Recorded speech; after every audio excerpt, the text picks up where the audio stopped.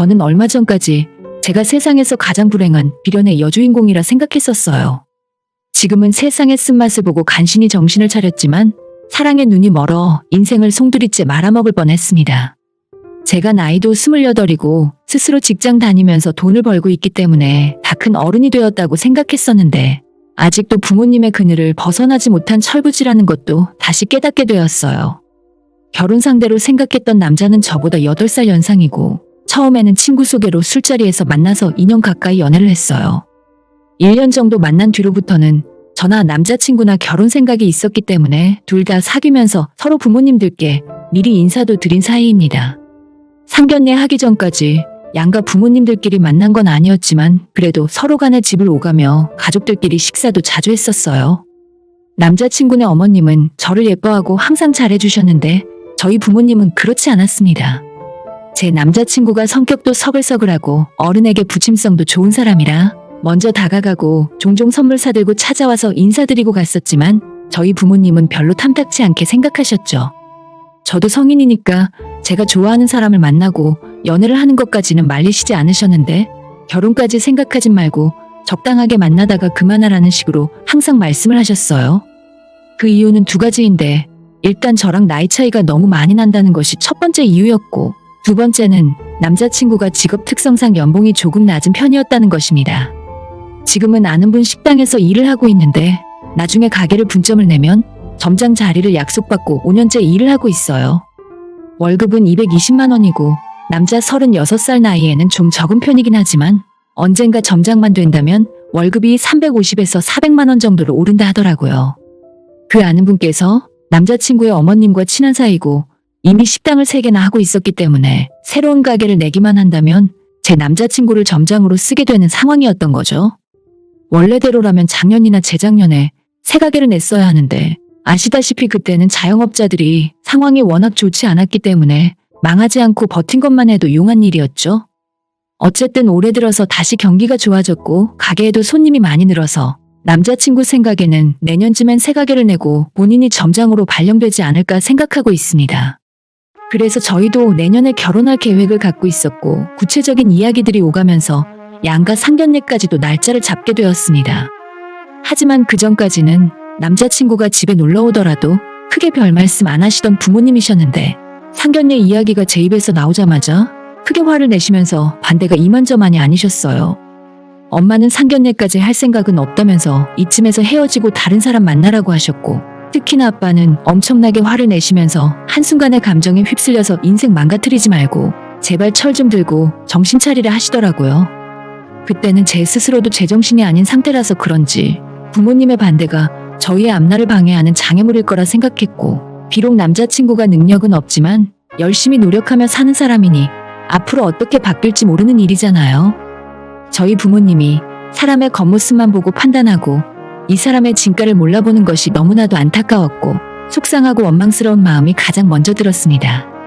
남자친구가 저희 집에 꽤나 자주 놀러온 편이었는데 그때마다 저희 부모님이 이런저런 질문들을 많이 했었기 때문에 그쪽 집안 사정에 대해서는 파악이 다 끝나신 상황이었어요. 일단 남자친구의 지금 월급은 220만 원이고 그나마도 작년 초까지는 200만 원을 받다가 그때 여러 가지로 상황이 좋지 않아서 일을 그만두겠다고 얘기를 했더니 그 자리에서 20만 원을 올려받아서 220만 원이 되었던 것이었죠. 그래도 차도 소형차를 끌고 다니고 생활 자체는 검소하게 하는 편이라서 지금까지 모아둔 돈이 6천만 원 정도 있습니다. 점장이 되고 월급이 오르면 돈을 더 모아서 자기 가게를 하는 것이 남자친구의 꿈이었어요. 게다가 아버님 없이 홀어머니와 둘이 살고 있었는데 어머니가 7순이 넘으셨고 몸이 조금 불편해서 경제활동은 전혀 할 수 없는 상황이었죠. 음식을 만들거나 청소 빨래 같은 집안일은 그럭저럭 하시는 것 같은데 돈을 못 벌다 보니 나라에서 나오는 연금과 남자친구가 주는 용돈 겸 생활비로 생계를 유지하고 계셨습니다. 이런 사실도 저는 당연히 다 알고 있었지만 그때는 이 모든 것이 단점이라기보다는 어려운 상황에서도 열심히 사는 남자친구가 대단해 보였고 저희가 결혼하고 난 뒤에도 어머님을 모시고 살 생각 전혀 없었고 매달 용돈 드리면 된다고 생각했기 때문에 별일이 아니라고 생각했었어요. 부모님 눈에는 당연히 제가 사랑에 눈이 멀어 제 발로 시궁창으로 걸어 들어가는 중인 것으로 보였을 테니 반대하시는 것이 당연하겠죠. 남자친구의 집안과는 반대로 저희 집은 부모님이 작은 사업체를 운영하시는데 그 덕분에 어려서부터 크게 돈 걱정 없이 살아왔던 것 같아요.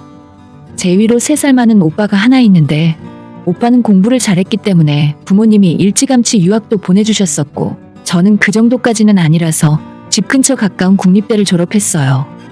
오빠가 군대 다녀오고 제가 24살 되던 해에 오빠 명의로 30평대 아파트를 매입해서 전세를 주셨고 그 다음 해에는 제 명의로 똑같은 아파트에 다른 동으로 한 채를 더 매입해서 역시나 지금까지 전세를 주고 있습니다. 그거 해주시면서 나중에 너희들 시집 장가 보낼 걱정은 덜었다고 하셨었는데 그때까지만 해도 다들 이 정도는 부모님이 해주는 거라 생각했었기 때문에 크게 대단한 일이라고 생각하지는 않았어요. 하지만 몇 년 지나서 지금은 그때 만일 부모님이 집을 안 해주셨으면 나는 평생 일을 해도 내 집 한 채 가질 수 없었겠구나 생각하면서 너무 감사한 마음이고 동시에 등골이 오싹해져요. 아무튼 부모님은 결혼만큼은 안 된다고 결사반대하시고 저는 남자에 미쳐있던 상태라서 비련의 여주인공이라도 된 것처럼 울고불고 집에서는 밥도 안 먹고 온갖 생쇼를 하고 있었죠. 나중에는 남자친구까지 집에 찾아와서 현관문 앞에 무릎을 꿇고 모든 것을 다 책임질 테니까 결혼 허락만 해달라며 저희 부모님에게 싹싹 빌기까지 했었습니다. 제가 몇 날 며칠을 집에서 그러고 있으니 저희 부모님도 보다 못해서 상견례를 하자고 했고 저는 상견례만 하면 모든 것이 다 잘 풀릴 줄로만 알았지만 현실은 전혀 그렇지 않았어요. 결혼할 때 남자 쪽 집안에서 해줄 수 있는 건 아무것도 없다는 걸 확인하는 자리였고 신혼집에 대한 생각도 아무 계획도 없이 제가 가진 집이 있으니 거기에서 대충 시작하면 되겠다는 시기였으니까요. 게다가 결혼하게 되면 당연히 분가해서 살 거라고 생각했었는데 남자친구의 어머님께서 생활비로 매달 100만 원을 요구하셨고 그렇게 주지 못할 바에는 무조건 합가해서 같이 살아야 한다며 고집을 부리기 시작하셨습니다. 그 전까지는 한 번도 합가 이야기가 없었다가 상견례 자리에서 처음 듣는 소리였기 때문에 저도 당황했고 저희 부모님은 당연히 머리를 부여잡으셨죠. 남자친구는 그 자리에서 차분하게 저와 저희 부모님을 설득하며 합가했을 때 생활비도 훨씬 줄어들고 나중에 우리가 아이를 낳으면 시어머니께서 다 봐주실 수 있으니 여러모로 같이 사는 것이 이득이라고 하더군요. 어차피 수영이 명의 아파트에서 신혼생활 시작할 건데 그 집에 방도 3개잖아요. 저희 엄마랑 다 같이 살아도 나중에 넉넉하게 아이 방까지 있으니까 아무 문제 없어요. 지금 남자친구가 홀어머니와 살고 있는 방 2개짜리 빌라는 전세로 8천만 원이었는데 그마저도 4천은 대출이었어요. 저도 이제는 답도 없는 상황이란 걸 잘 알고 있지만 당시에는 이 모든 상황이 남자친구와 제 앞길을 방해하는 장애물일 뿐이라 생각했습니다. 상견례를 모두 마치고 집으로 돌아오자마자 당연히 저희 가족들은 결혼을 결사반대하며 이전보다 훨씬 더 심각한 상황이었고 저는 여전히 정신 못 차리고 결혼을 하겠다며 부모님 가슴에 대못을 받고 있었죠. 오죽했으면 저희 아빠가 저를 불러 앉혀놓고 남자친구가 일주일에 6일 동안 11시간씩 일을 하는 성실한 사람인 건 알겠지만 경제적으로 너무 부족한 상황이라 시집 보낼 수가 없겠다고 말씀을 하셨어요. 내 돈으로 사준 집에서 내 딸이 능력 없는 남편 놈도 모자라서 걔네 부모까지 모시고 사는 꼴은 도저히 지켜볼 수가 없다. 라고 하시며 만약 부모님의 반대를 무시하고 끝까지 결혼을 강행할 생각이라면 제 명의로 사주셨던 집은 그대로 두고 너 혼자 그 집에 들어가서 시어머니 모시고 시댁살이를 하라고 하셨죠. 부모님들 입장에서는 그렇게 나오면 제가 마음을 고쳐먹고 결혼을 없던 일로 할 줄 아셨겠지만 저도 이제는 갈 때까지 간 상황이라 다음날 바로 간단한 옷가지만 싸들고 남자친구의 집으로 들어가서 함께 생활하기 시작했어요. 15평 정도 되는 방 2개짜리 작은 빌라였는데 방이 너무나도 좁아서 잘 때를 제외하면 거실에 나와서 생활해야 했습니다. 제가 회사에서 받는 월급이 300만 원 정도였는데 아껴서 생활하면 어머님 모시고 3사람이 먹고 사는 데는 큰 문제 없을 거라고 생각했어요. 집이 좀 낡고 좁고 원래 부모님이랑 살던 집과 비교해서 불편한 점이 많았지만 새로운 환경에서 지내는 것이 신선한 기분이기도 했고 무엇보다 남자친구나 어머님이 제게 잘해줬기 때문에 그럭저럭 지낼만 하더라고요. 처음으로 부모님 품을 떠난 상황에 남자친구와 퇴근길에 만나서 맛있는 음식 포장에다가 집에서 어머님이랑 셋이 저녁을 먹고 있으면 뭔가 새로운 가족이 생긴 것만 같았고 마치 소꿉놀이하는 기분이라 즐거웠어요. 그 사이에도 저희 부모님의 속은 타들어가고 있었고 매일 전화와 카톡을 보내시면서 하루빨리 집으로 돌아오라고 하셨지만 저는 그때도 제정신이 아니라서 이 결혼을 온전하게 허락해주기 전까지는 절대 집에 안 들어가겠다고 버티고 있었습니다. 남자친구네 집에서 같이 살기 시작한 지 한 달쯤 지났을 때 제가 월급을 받게 되었고 월급 받은 기념으로 세 사람이 저녁에 간단한 외식을 하고 집으로 들어갔어요. 기분 좋게 맛있는 거 먹고 집으로 들어왔는데 어머님께서 본인 명의 은행 계좌번호를 적어서 주시더니 월급에서 용돈 30만 원 빼고 나머지는 전부 남친 어머님 계좌로 입금을 하라더군요. 내가 알아서 생활비제하고 나머지 돈은 저금해 줄 테니까 내 통장으로 바로 입금해라. 용철이도 지금까지 그렇게 하고 있고 내가 이 집안 돈 관리는 맡아서 하고 있거든. 저는 25살 때 처음 직장 생활 시작하면서부터 지금까지 모든 돈 관리는 제가 알아서 하고 있습니다. 저희 부모님도 제 스스로 돈 관리를 알아서 하길 바라셨고 적금은 어떻게 넣는지, 통장 관리는 어떻게 하는지 등등을 알려주셨지만 그 판단은 제 스스로 하게 만드셨어요. 그래서 지금까지도 제가 적금 넣고 펀드도 하면서 알아서 돈 관리를 하고 있었는데 갑자기 생각지도 못한 남자친구의 어머니가 제 돈을 관리해주겠다 하시니 기분이 이상하더라고요. 아니에요. 저는 기존에 들고 있던 적금도 있고 그냥 제 돈은 제가 관리할게요. 라고 최대한 좋게 이야기하며 거절했었는데 그때 남자친구의 어머님 얼굴이 떨떠름한 표정을 지으면서 그러면 너는 앞으로 매달 생활비를 따로 내라고 하시더군요. 그래서 알겠다고 얼마 드리면 되겠냐고 물었더니 50만 원 달라고 하시길래 그 자리에서 바로 어머님 계좌로 50만 원을 송금해드렸죠. 그날은 더 이상 별말 없이 그렇게 지나갔지만 문제는 그 다음부터였습니다. 분명히 전날까지는 저한테 잘해주시고 마치 가족처럼 딸처럼 잘 대해주시던 어머님이 태도가 싹 돌변해서 냉랭한 기운을 뿜어내기 시작하셨죠. 제가 먹고 씻고 쓰는 것이 전부 아까워서 어쩔 줄을 몰라 하시고 제가 집안에서 가는 곳마다 따라다니면서 잔소리를 하더라고요. 뭘 아껴 써라. 너 오고 난 뒤에 수도세가 얼마나 나오는 줄 아니? 샴푸는 한 번만 짜서 써라. 너가 주는 생활비로는 요즘 물가 감당도 안 된다. 너 왜 이렇게 밥을 많이 먹니? 너희 집에서도 그렇게 많이 먹었어? 아니 제 키가 163에 몸무게 46kg 나가는데 제가 먹어봐야 뭘 얼마나 많이 먹겠어요? 그나마 회사에서 점심까지 다 먹고 오기 때문에 저녁은 매일 반 공기 정도 먹는데 저녁 밥상에 올라온 고기 반찬에 젓가락만 델라치면 어머님이 인상을 팍팍 쓰면서 여자가 밥을 왜 이렇게 많이 먹냐는 둥, 식탐이 너무 심하다는 둥 잔소리를 쏟아내기 시작했습니다.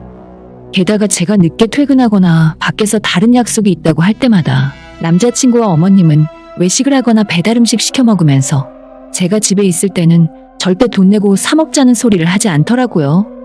월급 통장 맡기라고 했는데 제가 거절했다고 이러는 건가 싶기도 하고 심증은 있었지만 물증이 없는 상황이라 막상 따지고 들지도 못하고 속만 상하고 있었죠. 하다 짜증이 나서 남자친구에게 당신 엄마가 나한테 왜 저러는 거냐고 진짜 월급 통장 때문에 그러는 거냐고 물어봤더니 그러니까 돈 관리는 우리 엄마한테 맡기면 편해. 어차피 먹고 쓰는 거 전부 집에서 엄마가 다 해주시니까 용돈 30만 원 받는 게 작아 보여도 어차피 우리가 별로 쓸 데도 없잖아. 남자친구조차도 아예 대놓고 자기 엄마한테 제 돈을 맡기라는 식으로 말을 하더라고요. 저는 나이 먹을 만큼 먹은 성인이 왜 부모에게 월급 통장을 관리받는지 그 이유를 모르겠고 특히나 어머님이 저보다 경제나 재테크에 대해서 아는 것이 별로 없다고 생각해요. 평소 뉴스 보는 모습도 거의 없고 매일 TV로는 막장 드라마만 보시거든요. 반면에 저는 출근 퇴근하면서 매일 경제 뉴스도 보고 있고 부동산 주식 재테크 자체에 관심이 매우 많아서 관련 유튜브도 많이 보고 있습니다. 아무려면 70 넘은 어머님보다 제가 돈 관리하는 게 낫지 어떻게 믿고 제 돈을 맡겨놓겠어요? 남자친구에게 우리가 결혼을 한다고 해도 어머님에게 돈 맡길 일은 절대 없을 거라 이야기했는데 그때부터 상황이 더 안 좋게 돌아가기 시작했습니다. 제가 한 이야기를 자기 엄마한테 가서 전했는지 그날 이후로 집에서 저를 투명인간 취급하더라고요. 저녁 준비되었다고 해서 가보면 식탁에 제 밥도 차려져 있지 않았고 기분은 나빴지만 제가 스스로 밥을 떠서 식탁에 앉으면 모든 반찬은 남자친구와 어머님 앞에 몰려있고 제 앞엔 말라빠진 김치쭈가리밖에 없었어요. 사람들이 유치해도 정도가 있지 돈 안 줬다고 이런 식으로 차별하는 것이 말이나 되는 일인가 싶더라고요. 내가 멀쩡한 가족들과 내 집 놔두고 여기서 뭐 하는 짓인가 하루하루 회의감이 들고 그 와중에 제 편이라고 생각했던 남자친구조차 지네 엄마 편을 들면서 저를 냉랭하게 대하기 시작하니까 정말 결혼이고 뭐고 다 때려치우고 싶었습니다. 이대로 그냥 다시 집으로 돌아가기엔 너무 모양이 빠지는 일이라서 일단은 해보는 데까지는 버텨보자는 심정으로 며칠 더 살았었는데 어느 날 퇴근하고 집에 돌아왔더니 현관문 열자마자 남자친구 어머니가 저한테 소리를 버럭 지르더라고요. 야, 찬장에 있던 참치통조림 너가 처먹었냐? 저는 살면서 누군가에게 처먹었다는 표현을 처음 들어서 어안이 벙벙하더라고요. 전날 야근하고 조금 늦게 퇴근해서 집에 왔더니 남자친구와 어머님은 이미 저녁을 먹었다 하고 저보고 알아서 차려 먹던지 말던지 아무도 신경을 쓰지 않았어요. 기분이 별로 좋지 않아서 저도 그냥 자려고 방에 누워 있었다가 새벽 1시에 배가 너무 고파서 잠이 오질 않더라고요. 주방에 가서 냉장고를 열어도 먹을 만한 건 아무것도 없고 밥통에도 밥이 2숟갈 정도 양밖에 남질 않아서 라면을 끓여 먹을까 고민하고 있었어요. 야밤에 라면은 좀 그렇겠다 싶어서 찬장을 뒤져보니 참치캔이 있길래 그냥 이거나 먹고 대충 자야겠다 생각했죠. 그렇게 밥 2숟갈에 작은 참치캔 하나 먹고 잠들었는데 다음날 출근하고 돌아와 보니 너가 참치캔 몰래 처먹었냐고 삿대질을 당하는 처지가 되어 있었습니다. 전날 밤에 너무 배가 고파서 제가 먹었다고 대답했더니 그 뒤로 별별 욕이 다 쏟아졌어요. 식충이 같은 년, 생활비도 쥐꼬리만큼 주는 년이 꼬박꼬박 밥은 집에서 다 처먹으려고 든다면서 밑도 끝도 없이 저를 욕하기 시작하더라고요. 제가 무슨 진수성찬을 먹은 것도 아니고 작은 참치캔 하나 먹었다고 이런 수모를 당해야 하나. 너무 화가 나서 그깟 참치캔 당장 나가서 사오겠다고 현관문을 열고 나왔습니다. 사다 드리면 되잖아요. 제발 그 입 좀 다물어요. 퇴근하고 돌아와서 가방조차 내려놓지 못하고 그대로 참치캔 사러 가고 있는데 골목에서 퇴근하고 집으로 가는 중인 남자친구와 마주치게 되었습니다. 저보고 어디 가는 길이냐고 물어보길래 대답도 하기 싫어서 그냥 지나쳐서 걸었어요. 그러자 제 차 앞을 막아서면서 어디 가는 길이냐고 얼굴 표정은 왜 그러냐고 묻더라고요. 당신 엄마가 나보고 참치캔 처먹었냐고 따지길래 지금 참치캔 사러 가는 중이야. 내가 이런 소리까지 듣고 살아야 돼. 너 이렇게 구질구질하게 사는 모습 보여주려고 너네 엄마 모시고 살자고 했니? 제가 화가 머리 끝까지 나서 눈물이 뚝뚝 떨어질 지경인데도 그 상황에 남자친구는 엄마가 물건 함부로 손대는 걸 싫어해서 그렇다며 지네 엄마 편을 들고 있더라고요. 너도 똑같은 놈이니까 집에 가서 너네 엄마나 보러 가라고 했고 저는 슈퍼에 가서 참치캔을 찾다가 1,000원짜리 강아지용 참치캔이 눈에 보였습니다. 개만도 못한 인간들한테는 강아지용 참치캔이 어울리겠다 싶어서 그걸 사서 들고 집으로 돌아와서 거실바닥에 집어 던졌어요. 이런 강아지 집만도 못한 집구석에서 도저히 못 살겠다 이야기하고 방에서 제 물건들을 챙겨서 집을 나와버렸습니다. 애초에 부모님 집을 나올 때 들고 온 것이 여행 가방 하나뿐이라서 다시 챙기는데도 얼마 걸리지 않더라고요. 남자친구가 빌라 밖까지 따라 나와서 자기가 지금이라도 중간에서 잘 이야기해 볼 테니까 엄마랑 화해하고 다시 잘 지내보자고 하길래 그냥 입 열고 대답도 하기 싫어서 가운데 손가락으로 제 대답을 대신했어요. 그렇게 집으로 돌아와서 부모님 얼굴을 보자마자 눈물이 저절로 쏟아지더라고요. 아빠는 그냥 한숨만 몇 번 쉬시고는 잘 돌아왔다는 말씀을 하셨는데 엄마는 제 등짝을 계속 때리면서 꼭 너는 찍어 먹어봐야 된장인지 아냐고 미련해도 정도껏 하라고 하셨죠. 저도 이번 일을 계기로 사랑의 밥을 먹여주진 않는다는 걸 깨닫게 되었어요. 게다가 집안 형편이 좀 넉넉해야 가족끼리 여유가 있고 화목한데 저렇게 지질이 궁상 떠는 집구석에서는 참치캔 하나에 쌍욕을 하고 싸울 수도 있구나 싶더라고요. 이틀 뒤에 남자친구가 제게 전화해서 한다는 말이 엄마랑 같이 사는 건 이제 힘들 것 같으니까 그냥 결혼하면 우리 둘이 사는 걸로 하자더군요. 그런 꼬라지를 보고 세상에 어떤 여자가 너 같은 인간이랑 결혼하겠냐고 너는 평생 너희 엄마나 모시고 살라 하고 앞으로 다시는 연락하지 말라고 했어요. 한참 좋아서 죽고 못 살 때는 몰랐었는데 상황이 이렇게 되고 나니 내가 그동안 뭔가에 홀려도 단단히 홀렸었구나 싶은 생각뿐입니다. 부모님에게도 너무 죄송하고 살면서 지금까지 부모님 의견에 크게 거역해 본 적도 없었는데 내가 왜 그런 똥차와 결혼하겠다고 난리를 쳐서 부모님 마음에 대못을 박았을까 싶어요. 이번 일을 계기로 확실하게 철이 들었으니 앞으론 절대 2번 다시 이런 일 없을 겁니다. 아무리 제 눈에 좋은 사람이라도 부모님이 반대하면 무조건 부모님 말씀을 따를 거예요. 오늘의 사연은 여기까지입니다. 구독과 좋아요, 알림 설정 부탁드려요. 다들 행복하시고 좋은 하루 되세요.